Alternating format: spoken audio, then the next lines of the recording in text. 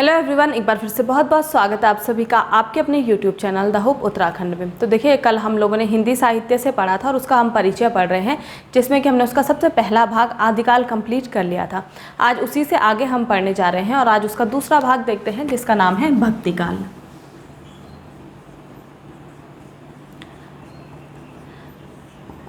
तो भक्तिकाल का जो समय बताया जाता है, ये बताया जाता है 1350 से लेकर 1650 ईस्वी का। तो ये जो समय है ये आपका कौन सा है? भक्तिकाल है। इससे पहले हम आदिकाल पढ़ चुके हैं, उसके मुख्य जो कवि थे वो हम पढ़ चुके हैं, उसके समय की जो मुख्य घटनाएं थी वो सारी चीज़ें हम पढ़ चुके हैं। अब जब ये भक्तिकाल का उदय होता है तो इसके उदय होने के पीछे बहुत से तथ्य दिए जाते हैं, जिनमें कि आप लोगों को पता होना चाहिए कौन सा तथ्य किसके द्वारा दिया गया था। तो सबसे पहला तथ्य जो था वो जॉर्ज ग्रियर्सन के द्वारा दिया गया था और उनका मानना था कि भक्तिकाल जो आया ये ईसाइयों की देन थी। वही दूसरा तथ्य दिया जाता है ताराचंद के द्वारा, और ताराचंद का ये मानना था कि जो भक्तिकाल का समय आया था ये किसकी देन थी? अरबों की देन थी। इसके बाद जो तीसरा तथ्य दिया जाता है वो दिया जाता है रामचंद्र शुक्ल के द्वारा। रामचंद्र शुक्ल का ये मानना था कि जब यहाँ पर मुगल शासन स्टार्ट हुआ, यानी कि मुगल साम्राज्य का जब उदय हुआ और उन्होंने यहाँ पर क्या किया, मंदिर वगैरह की तोड़फोड़ की, उसके बाद जो है लोग उनसे त्रस्त होकर भक्ति की तरफ जाने लगे, यानी कि भगवान की तरफ जाने लगे, भगवान की पूजा अर्चना करने लगे। तो ये कुछ तथ्य हैं जो कि आप लोगों को ध्यान में रखना है। सबसे पहला किसका है? जॉर्ज ग्रियर्सन का।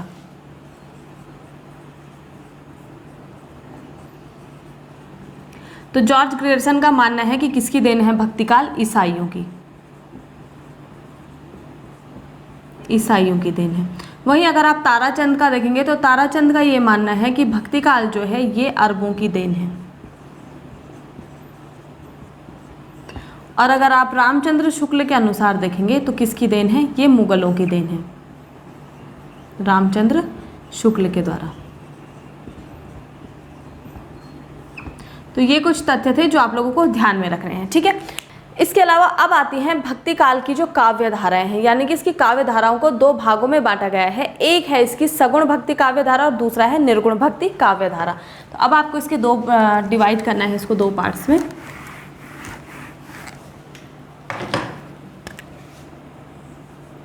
एक है सगुण भक्ति काव्य धारा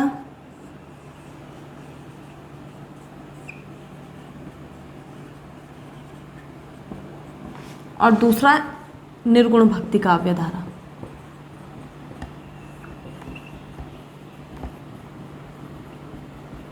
काव्य धारा, सगुण भक्ति काव्य धारा जो है ये आगे चलकर दो भागों में डिवाइड हुई है। एक है कृष्ण भक्ति काव्य धारा और दूसरा है राम भक्ति काव्य धारा, ठीक है। फिर इसको भी क्या है, दो भागों में डिवाइड किया है। एक है कृष्ण भक्ति काव्य धारा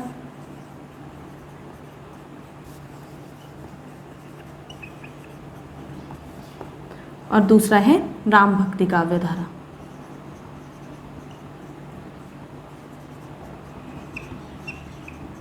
राम भक्ति काव्य धारा। वही जो आपका निर्गुण भक्ति काव्य धारा है, इसको भी दो भागों में डिवाइड किया है। एक है प्रेमाश्रयी और दूसरा है ज्ञानाश्रयी।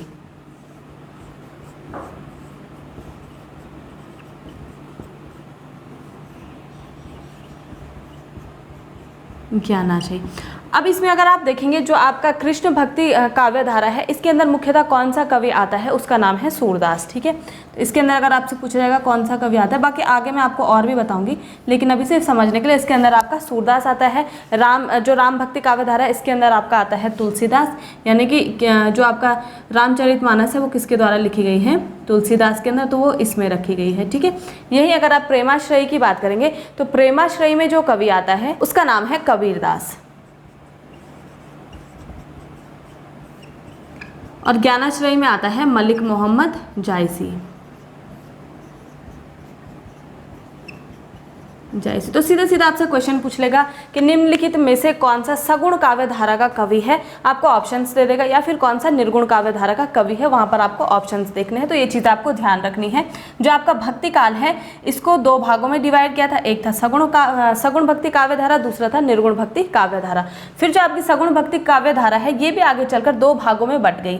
एक तो हो गए कृष्ण भक्त, जिसको कहा गया कृष्ण भक्त काव्य धारा, दूसरे हो गए राम भक्त, जिसको कहा गया राम भक्त काव्य धारा, ठीक है। यानी कि कि इन्होंने राम के ऊपर बहुत ज़्यादा लिखा है, इन्होंने कृष्ण के ऊपर बहुत ज़्यादा लिखा है, इस तरीके से इसको देख सकते हैं। ठीक है, निर्गुण भक्ति काव्य धारा जो थी वो भी दो पार्ट्स में डिवाइड हो गई थी, एक था प्रेमाश्रयी, दूसरा था ज्ञानाश्रयी। प्रेमाश्रयी में सबसे ज़्यादा किसने लिखा है? कबीरदास ने। ज्ञानाश्रयी में सबसे ज़्यादा किसने लिखा है? मलिक मोहम्मद जायसी ने। ठीक है, अब अन्य कवि लिखने हैं आपको सगुण भक्ति काव्य धारा के और निर्गुण भक्ति काव्य धारा के। ठीक है, इसे मैं इरेज कर रही हूँ, ये आप लोग देख लो। ठीक है, तो इसी में अब आपको अन्य कवि लिखने हैं यहाँ पर, और उनके सिर्फ नाम आपको ध्यान रखना है, उनकी डिटेल हम बाद में पढ़ेंगे।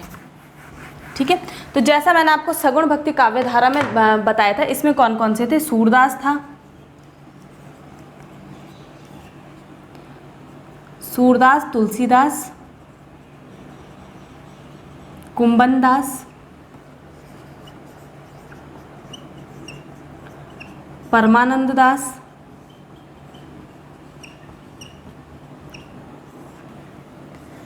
रसखान, नाभादास, रहीम और मीरा।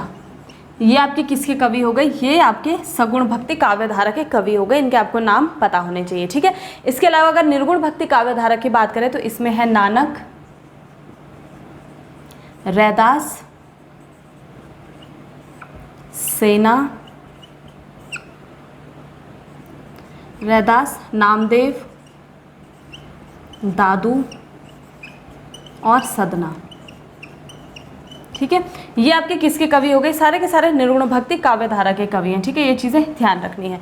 अब इसमें जो सेना था वो किस समुदाय से आता था? ये नाई समुदाय से आता था। ठीक है, ये चीज़ें भी ध्यान रखनी है, कभी कभी ये भी आपसे पूछा जा सकता है कि कौन सा किस समुदाय से आता था। ठीक है, सेना किससे आता था? ये नाई समुदाय से आता था। वहीं अगर सदना की बात करें तो सदना यहाँ पर क्या था? कसाई था, ये कसाई समुदाय से आता था। दादू जो है ये बुनकर था, और नामदेव क्या था? दर्जी, ये दर्जी समुदाय से आता था। इसके अलावा जो रैदास था ये चमार समुदाय से आता था। तो ये चीज़ें पता होनी चाहिए। ठीक, सगुण भक्ति काव्य धारा में कौन कौन है? तुलसीदास है, सूरदास है, कुंभन दास है, परमानंद दास है, रसखान है, नाभादास है, ये अन्ना है। ठीक है, नाभादास है, रहीम है और मीराबाई है। वहीं निर्गुण भक्ति काव्य धारा में नानक है, रैदास है, सेना है, नामदेव है, दादू है और सदना है। तो ये आपके प्रमुख कवि हो गए और किस समुदाय से आते थे जिनका आपको पूछा जाता है वो मैंने लिख लिए हैं। ठीक है, अब इसमें से मुख्यतः हम कौन कौन से पढ़ेंगे? एक हम सूरदास पढ़ेंगे, तुलसीदास की रचनाएं हम देखेंगे, यहाँ पर हम मीराबाई की रचनाएं देखेंगे। वो इस सेशन में नहीं देखेंगे, आगे कभी देख लेंगे। ठीक है, क्योंकि मुझे लगता है ये चीज़ आपने पढ़ी होंगी, लेकिन इसका जो आपका परिचय होता है किस काव्य धारा से या फिर किस काल से आता है, ये चीज़ें पता होनी ज़्यादा ज़रूरी है। तो ये हम आगे पढ़ लेंगे। फिलहाल आपका जो भक्ति काल था उसमें इतने कवि आते हैं, इस तरीके से उसे बांटा गया है। ठीक है, इसके बाद आपका नेक्स्ट आता है रीतिकाल। तो अब आपको हेडिंग डालनी है रीतिकाल।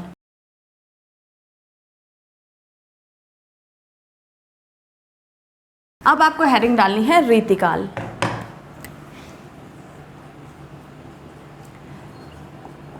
और रीतिकाल का समय मैंने आपको बताया था 1650 से लेकर 1850 ईस्वी का।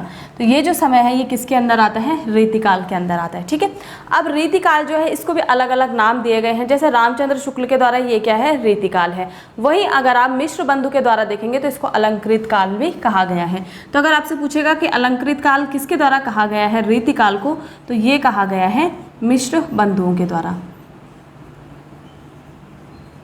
मिश्र बंधुओं के द्वारा। ठीक है, वहीं अगर रीतिकाल पूछेगा किसके द्वारा कहा है, तो ये रामचंद्र शुक्ल जी ने कहा है, रामचंद्र शुक्ल ने इसी को क्या कहा है? रीतिकाल कहा है। ठीक है, रीतिकाल।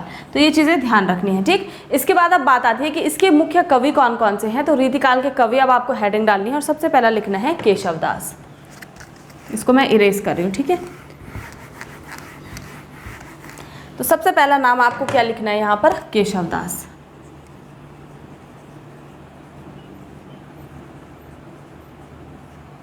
प्रमुख कवि हेडिंग डालनी है और केशवदास लिखना है। ठीक है, केशवदास, कवि भूषण, घनांद और एक है बिहारी। तो ये आपके किस में है, किस काल के ये कवि हैं अगर आपसे पूछता है तो आपको पता होना चाहिए रीतिकाल के। केशवदास, कवि भूषण, घनाद और बिहारी। ठीक है, बिहारी है ये, बिहार नहीं है। ठीक है, बिहारी। तो ये आपके रीतिकाल के कवि हो गए। अब इनकी कुछ रचनाएं देख लेते हैं। जैसे कि केशवदास जो है उसको रीतिकाल का प्रथम कवि माना जाता है। ठीक है, तो अगर आपसे पूछेगा कि रीतिकाल का प्रथम कवि कौन सा था तो वो यही माना जाता है। रीतिकाल का आप पूरा ही लिख लो। ठीक है, रीतिकाल का प्रथम कवि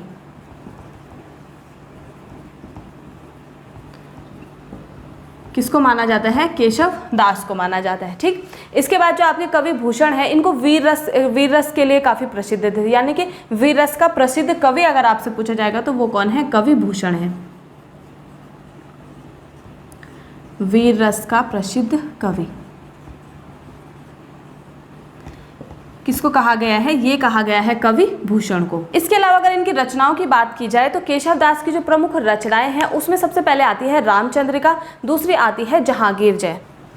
ठीक है, तो इसको मैं इरेज कर देती हूँ और अभी हम यहाँ पर क्या देखने वाले हैं, इसकी रचनाएं देखने वाले हैं सिर्फ केशवदास की। ठीक है, तो सबसे पहले मैंने कौन सी बताई थी, रामचंद्रिका।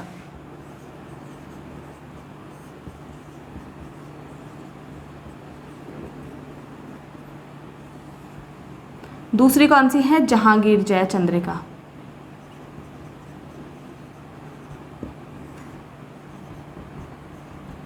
चंद्रिका अगर आपसे पूछता है किसकी है तो ये केशवदास की है। ठीक है, अभी फिलहाल सिर्फ केशवदास के बारे में ही हम यहाँ पर बात कर रहे हैं। इसके अलावा एक है विज्ञान गीता और एक है छंदमाला।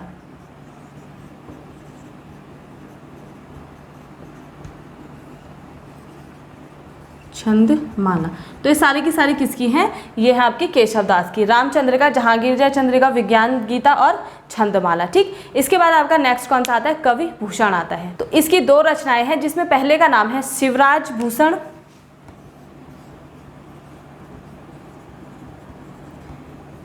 शिवराज भूषण,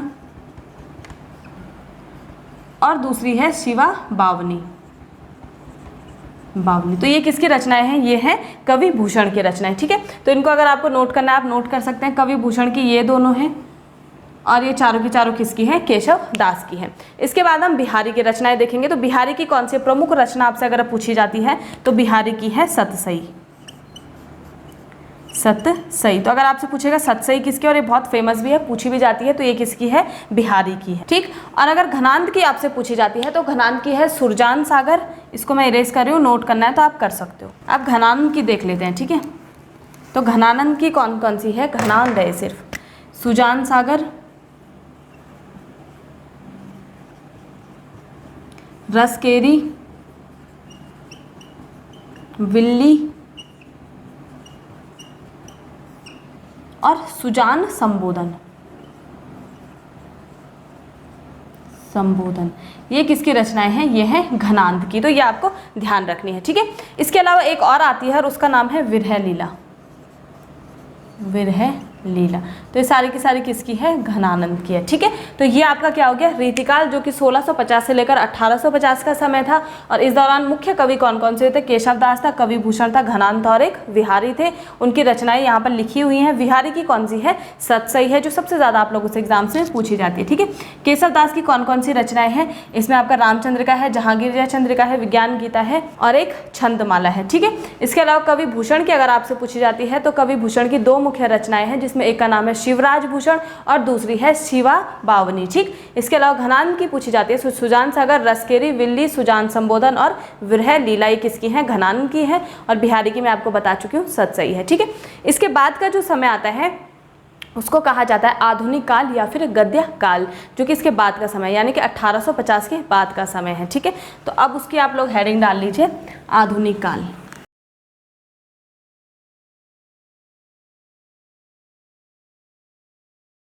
आधुनिक काल यानी इसे गद्य काल भी कहा जाता है और ये अंतिम है। और आधुनिक काल का समय क्या है, 1850 से लेकर अब तक। ठीक, तो जो आधुनिक काल है उसको कुछ युगों में बांटा गया है, जिनका कि अलग अलग नाम दिया गया है। तो ये कितने हैं, 6 युग हैं। तो अगर इसके युग आपसे पूछता है तो इसके कितने युग हैं, 6 हैं,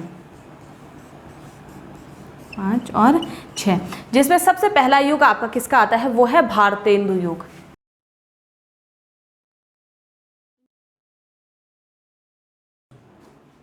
इसका अगर समय आपसे पूछा जाएगा तो ये है 1850 से लेकर 1900 का समय। इसके बाद नेक्स्ट आता है द्विवेदी युग, और इसका समय है 1900 से 1920। तीसरा है यहाँ पे छायावादी युग,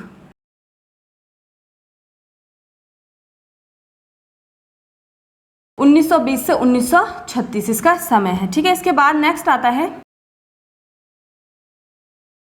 प्रगतिवादी युग, और इसका समय है 1936 से 1943। इसके बाद है आपका